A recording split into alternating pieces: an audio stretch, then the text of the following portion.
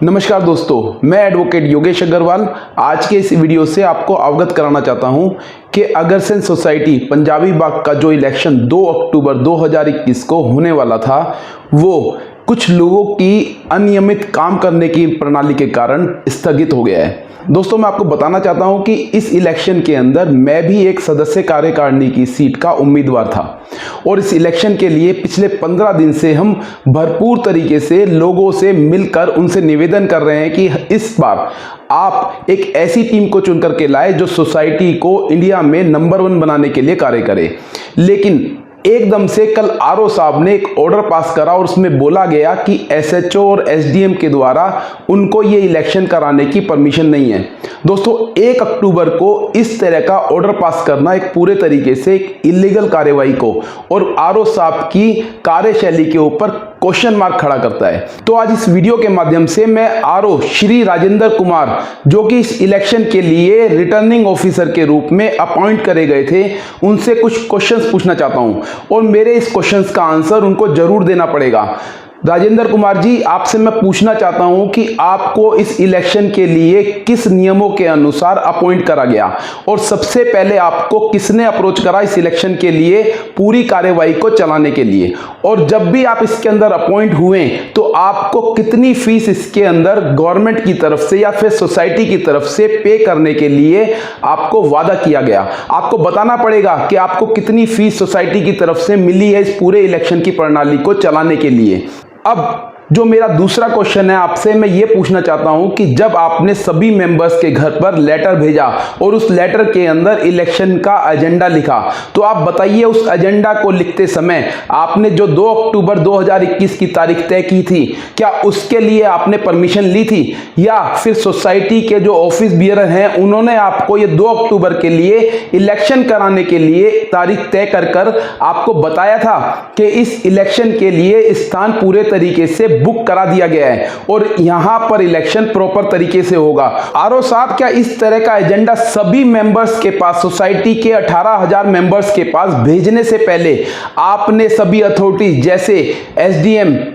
थाना केशवपुरम और डीडीए से प्रॉपर तरीके से परमिशंस को देखा था? क्या सोसाइटी के ऑफिस बियरर ने ये परमिशन आपको लेकर के दी थी या आपने उनके कहने पे आपाधापी में ये आपको सबको एजेंडा भेज दिया? अब इसके बाद जब आपने नॉमिनेशंस को भरना शुरू करा, क्या वो नॉमिनेशंस की जो प्रक्रिया थी वो ऑफिस बियरर के कहने पर चल रही थी? मैंने वो पूरा फॉर्म देखा, उस फॉर्म के अंदर बहुत सारी मिस्टेक थी। क्या आपने उस फॉर्म को पूरी तरीके से जांचा था? उसके बाद जब वहां पर इतने सारे लोगों ने नॉमिनेशन भरा तो नॉमिनेशन की प्रक्रिया को पूरे तरीके से सुचारू रूप से ठीक तरीके से जांचने के लिए आपने कितने लोगों को बिठाया? इसके बाद जब नॉमिनेशन की प्रक्रिया के दौरान आपने कुछ लोगों के फॉर्म्स को कैंसिल करा, क्या उनके ऑब्जेक्शंस को आपने सुना? और अगर सुना तो उसके ऊपर आपने क्या ऑर्डर पास करे? मैं पूरे तरीके से जानता हूं राजेंद्र जी, आपने किसी भी नॉमिनेशन के फॉर्म के ऑब्जेक्शंस को पूरे तरीके से नहीं सुना और आपने वहां की सिटिंग मैनेजमेंट के हिसाब से काम करा। उनके कहने पे जिन फॉर्म को आपको अच्छा लगा उनको आपने पास करा और जिन फॉर्म्स पे आपको लगा सिटिंग मैनेजमेंट को नुकसान होगा उन फॉर्म्स को आपने रिजेक्ट कर दिया। और इसके बाद जब उनमें से ही एक पर्सन जिसका फॉर्म रिजेक्ट हो गया था वो हाई कोर्ट से जाकर आपके खिलाफ डायरेक्शंस लेकर आया और उसमें यह बोला गया कि आप इसके ऑब्जेक्शंस को सुनेंगे और इनके ऑब्जेक्शंस को सुन के अगर आपको लगता है फॉर्म को रिजेक्ट करना है या पास करना है, आप उसके ऊपर एक प्रॉपर ऑर्डर पास करेंगे। तो क्या आपने उनके ऑब्जेक्शंस को सुना? क्या आपने उनको बुलाया और उनसे पूछा कि आपके फॉर्म्स के ऊपर क्या ऑब्जेक्शन है? अब मैं आपको बताना चाहता हूं, फिर आपने वहां की सिटिंग मैनेजमेंट के साथ बैठ करके एक प्लान बनाया और बिना ऑब्जेक्शंस को सुने, बिना ऑर्डर पास किए आपने आपाधापी में 3 लोगों के फॉर्म को पास किया ताकि वहां की सीटिंग जो वहां की आज की मैनेजमेंट है उसको फायदा मिल सके। आरओ साहब, आपकी जिम्मेदारी एक प्रॉपर चुनाव करने की बनती है, ना कि वहां की सिटिंग मैनेजमेंट को फायदा उठाने के लिए आप यहां पर चुनाव कराने आए हैं।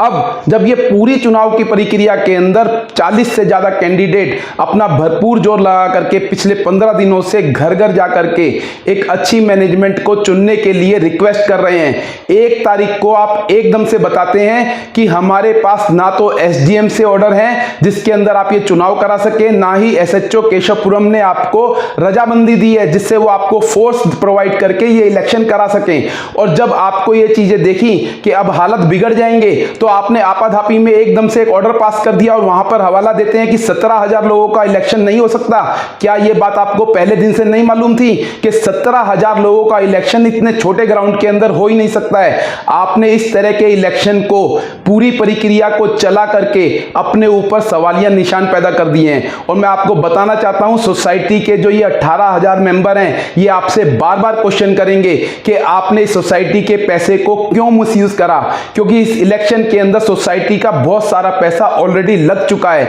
आपको इन सवालों का जवाब देना पड़ेगा, पूरे तरीके से देना पड़ेगा। आरओ साहब, आपकी जिम्मेदारी बनती है आप सामने आए, क्योंकि अभी तक ना तो आप फोन उठा रहे हैं सोसाइटी के मेंबर्स के, ना ही सामने आकर के जवाब देने के लिए तैयार है। मैं आपको फिर बोल रहा हूं, आप सोसाइटी के मेंबर्स के सामने आए और बताएं कि ये सारी की सारी जो चीजें हुई हैं ये किसके कहने पे हुई हैं। अगर ये सारी चीजों का आप जवाब नहीं देते हैं तो ये आपके लिए बहुत ही शर्मनाक बात है कि आप कुछ लोगों के कहने पे पूरे इलेक्शन की प्रक्रिया को चला रहे हैं। मैं आपको फिर बोलता हूं आरओ साहब, क्योंकि ये सोसाइटी के मेंबर्स के सेंटीमेंट्स के साथ जुड़ी हुई चीज है, आप सामने आए और सोसाइटी के मेंबर्स को बताएं कि ऐसे कार्यवाही क्यों हुई है, क्यों इस तरीके से अनियमित तरीके से पूरे इलेक्शन की प्रणाली को चलाया गया है। और मैं इस वीडियो के माध्यम से अपने सोसाइटी के 18,000 लोगों से हाथ जोड़कर माफी मांगता हूं, क्योंकि हमने उनको मैसेजेस भेजे, हमने उनको कांटेक्ट करा और इलेक्शन में बुलाने के लिए बार बार रिक्वेस्ट करी। अगर कोई भी मेंबर इस इलेक्शन की पूरी प्रणाली के कारण परेशान हुआ है तो मैं उनसे हाथ जोड़ करके माफी मांगता हूं और उनसे निवेदन करता हूं कि आने वाली मैनेजमेंट के ऊपर भरोसा रखे। और जब भी ये इलेक्शन होगा मैं आपको विश्वास दिलाता हूं, आने वाले टाइम में जो भी मैनेजमेंट चुनकर के आएगी वो इस सोसाइटी को दिल्ली में नहीं बल्कि पूरे इंडिया के अंदर नंबर 1 बनाने के लिए काम करेगी। धन्यवाद।